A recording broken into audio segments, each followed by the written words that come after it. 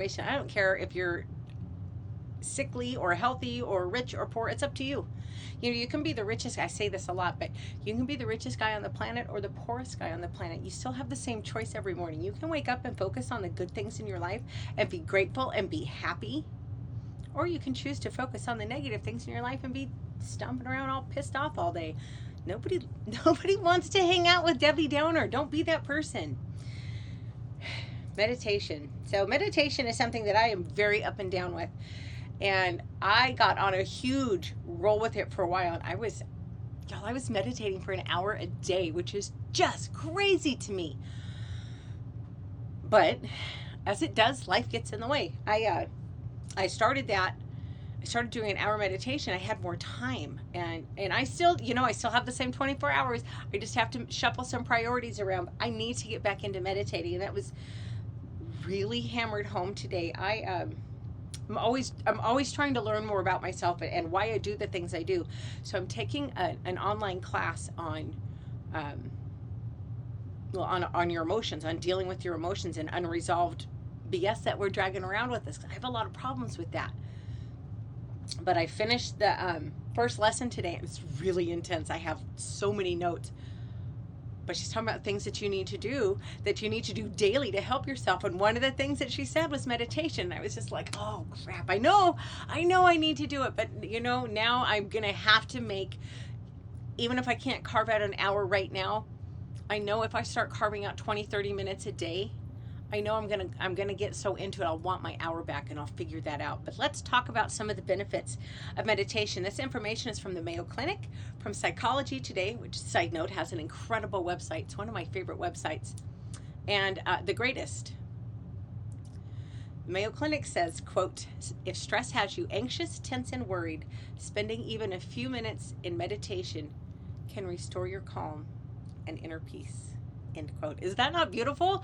Is that not beautiful? Would you not like to just achieve that every day? Well, you can. You truly can. Let's talk about some of the benefits, some of the emotional benefits of meditation. It can help you find creative solutions to problems because it teaches you how to quiet your mind. Now, people have it's a big misunderstanding that your mind goes totally quiet. It really doesn't.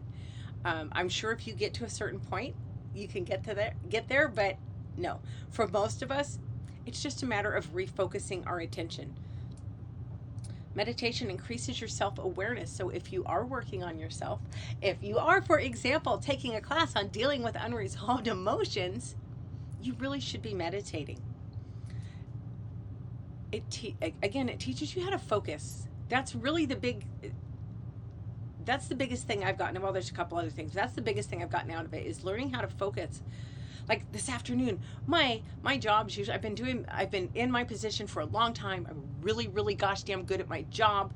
There's not a lot that can come down the line that throws me off. But wow, they figured it out today. One of my colleagues it wasn't just them. It was kind of all of us. But we had a huge disaster of a mess on our hands. And you know what? Because I did meditate long enough, I was able to put the stress of it aside and just focus on getting the work done. That's the kind of things that meditation can teach you to do, because it teaches you how to focus. It helps you deal with your, I don't want to say negative emotions. I don't like that word, because even the uncomfortable emotions, they have a purpose. But studies suggest, that meditation can reduce your anxiety by up to 40%.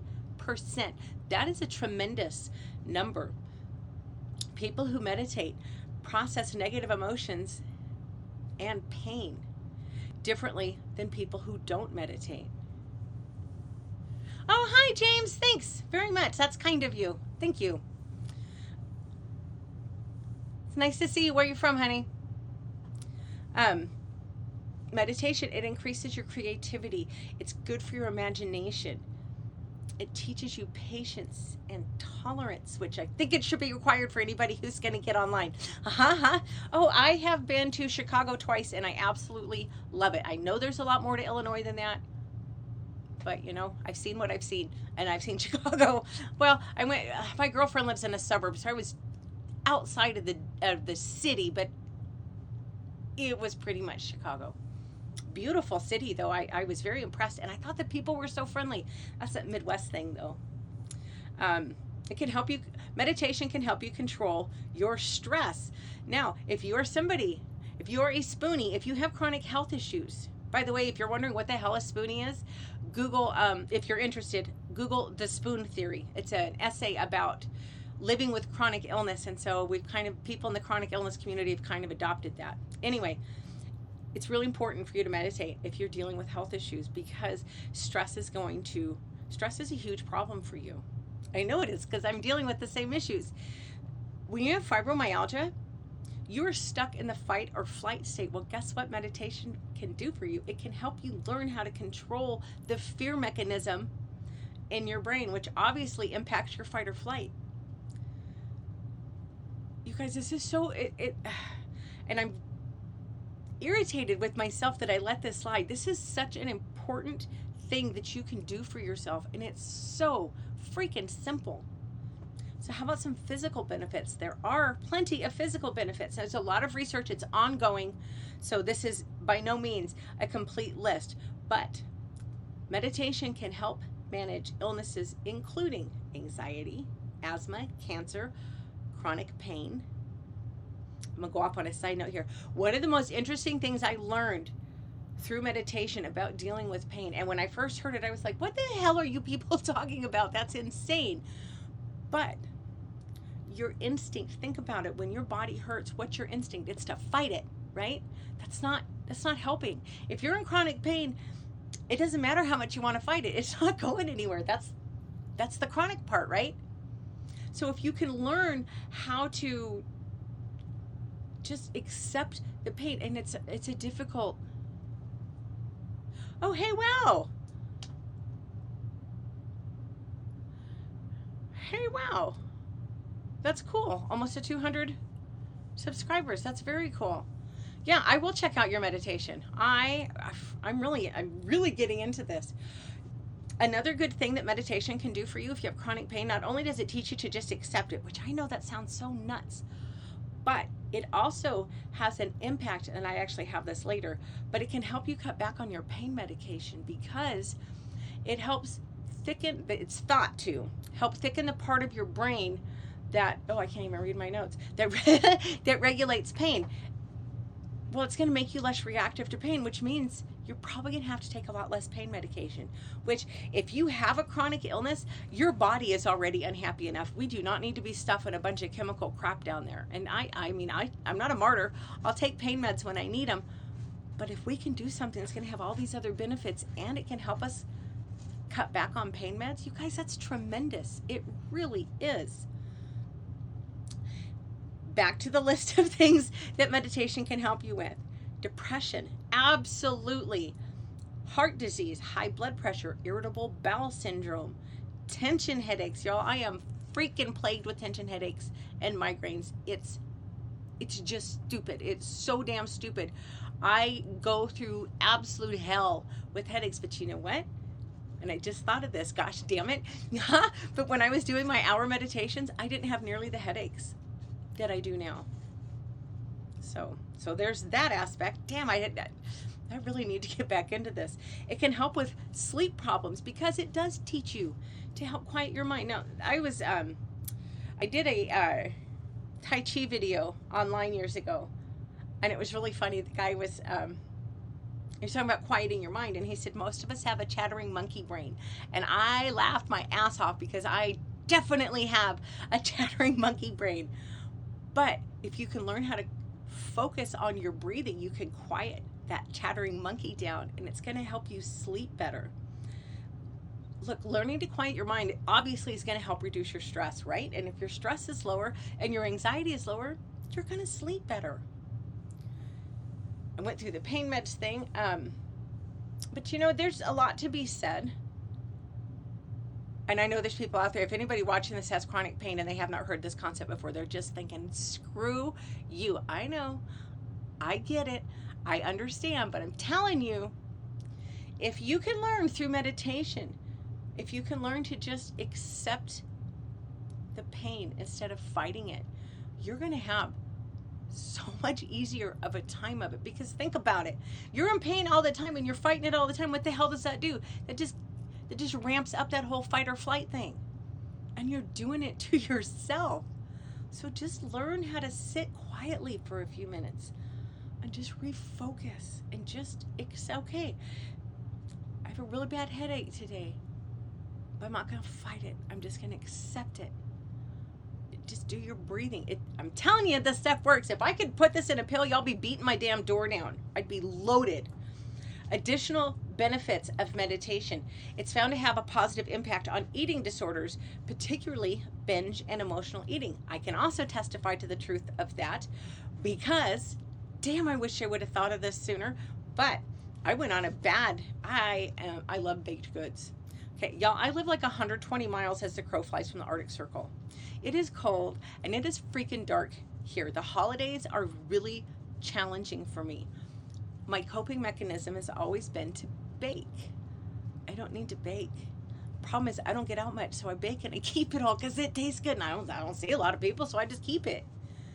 And I eat way too much crap I don't need to eat. I should have started meditating. I probably would have saved myself a lot of headaches. But it does help a lot with emotional eating and binge eating.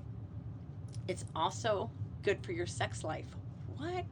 Women who meditate report a boost in arousal and satisfaction, and they also found it easier to, shall we say, cross the finish line. That's a pretty damn good benefit. Now, how do you get started? Don't overthink it. This is the most deceptively simple thing. It's very simple, and yet it's not.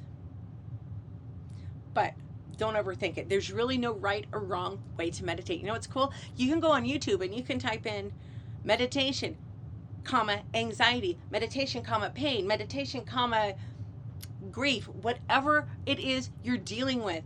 You can probably find a guided meditation for free that's going to help you with it. Now, I will tell you, don't expect this to be a one and done. You're not going to meditate and go, oh, holy crap, one meditation and my entire life is better. It doesn't work that way.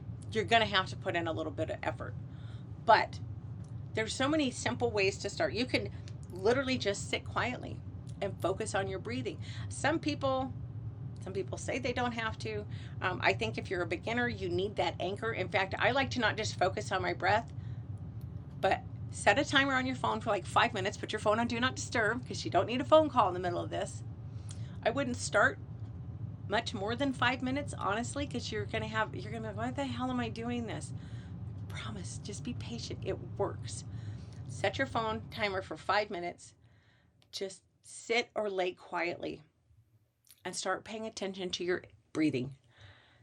Maybe count. I like to count 4 counts. I don't know why I picked the number 4, but inhale for 4, exhale for 4, and just do that for 5 minutes. And when your brain wanders, and it's gonna, don't get irritated. I used to do that. It was so funny. I'd laugh at myself. That is so non-zen. But I used to get so mad at myself. I said, damn it, focus. There's no need for the damn it. Just calmly, you've noticed your brain has wandered. You grab your little chattering monkey and bring it back to your numbers and your breathing. There's body scans. Now, I used to hate body scan meditations because I do deal with a lot of chronic pain. But I'm learning how to use them properly. And they're actually pretty damn cool. So how that works is you focus on different parts of your body, and it's a scan. So you go from the top of your head all the way to your feet. It's like, okay, how does the top of my head feel? How does the middle of my head feel? How does my neck feel? And just go down your body. And when you notice something is really tight, like for me, it's my shoulders. And this is going to sound so crazy. Y'all are going to think I'm nuts. But, okay, my shoulders hurt. My right shoulder's really stiff today. And so I focus, I know this sounds nuts, but I focus on breathing into my right shoulder. I'll be damned. It helps lessen some of that stress. I don't know why. It's like magic. But body scans are incredible meditations, especially if you are dealing with pain or if you're having a lot of anxiety and you're trying to go to sleep. A body scan's a good way because you are really focused on going through your body. I think it's a great way, for me anyway, it's been a great way to deal with anxiety. You can do walking meditations. Leave the music off. Put your phone on Do Not Disturb. Go outside and pay attention as you're walking. What does the air feel like? Is it warm? Is it cold? Is there a breeze? Is the sun beating down on you? Oh God, if it is, I'm really jealous of you. What are you seeing? Is it bright colors, or is it like me this time of year where it's all snow and so everything's like this beautiful but black and white landscape? Or are you somewhere where there's still some greenery, maybe a few flowers here and there? What do you smell? Do you smell exhaust from traffic? Do you smell, well, I guess in a lot of places, if you've got any foliage, it's probably going to be kind of rotting, which is not a good smell. But are you noticing it? It doesn't matter if it's a good smell. It doesn't matter. Just pay attention. My point is pay attention. Pay attention and be as observant as you possibly can to everything going on around you while you're out walking. That's an excellent way to get you focused and present. Plus, it's really good for your situational awareness. Mantra meditation. These are really pretty cool too. I think this was probably how I started. Brendan Burchard has a great, super simple mantra meditation. He calls it the release meditation technique. And I don't know what he sets his timer for, but set your timer for a few minutes. Make sure your phone always is on do not disturb if you're going to meditate. And he sits somewhere and he'll inhale. And when he exhales, he tells himself, release. And for him, that really drops his anxiety and his tension levels. This stuff is super simple, y'all. It really is, but you got to make the time for it. You know what else is an excellent form of meditation? Prayer. Prayer is the best known and most widely practiced example of meditation. And unfortunately, I did not write down who said that, but it's a great quote and it's true. Prayer is an incredible form of meditation. In fact, one way I've heard it expressed that I liked was prayer is talking to God. And this kind of, I guess, contradicts what I just said, but it doesn't, I don't know. I think if you're a spiritual person, I think you'll understand this. Prayer is talking to God. Meditation is listening. Well, if you're bothering to pray, you sure as hell need to take the time to listen. It's not going to do you any good if you can't hear what he's trying to tell you. Anyway, that's all I have for tonight. Y'all, it's been such a crazy damn day. I usually finish work in plenty of time to get myself together before my videos, but I finished. I was like, oh God, I go on in like 3 or 4 minutes. So it's been a hell of a day, but you know what? I'm still smiling. I'm still in a good mood. Wednesday, we're either going to talk about, it's going to be something nutrition related, but I think we're going to probably talk about I cannot speak today. Intermittent fasting. English is my first language. That is so sad. But I've been doing it now for about a week, and I am amazed at the difference it's made with my brain fog. And I didn't even sleep worth a hoot last night. I got less than 4 hours of sleep last night. And I'm just astonished at how really clear-headed I've been all day. And thank goodness, because with all the crap that exploded at work, if I hadn't been so clear-headed, it would have been a lot damn harder to deal with everything. But anyway, if you want to catch up with me on social media, Twitter's the only place you're going to find me, at Alaskan Courtney. I try to be very responsive. If you want to get started with meditation, drop me a line. I'm not an expert, but I can help you find all kinds of cool, and you know what the secret is too? Trial and error. I tried a whole bunch of different meditations before I found a style that really resonated with me and that really worked for me, that it was like, oh damn, I get it now. I get it. So I can help you find different things. If you're interested, drop me a line. Please subscribe to my Hats channel if you've not done so. I think most of my people come from Twitter. Is there anything else I was going to say? I guess not. I hope you'll have a great night, and I will be back.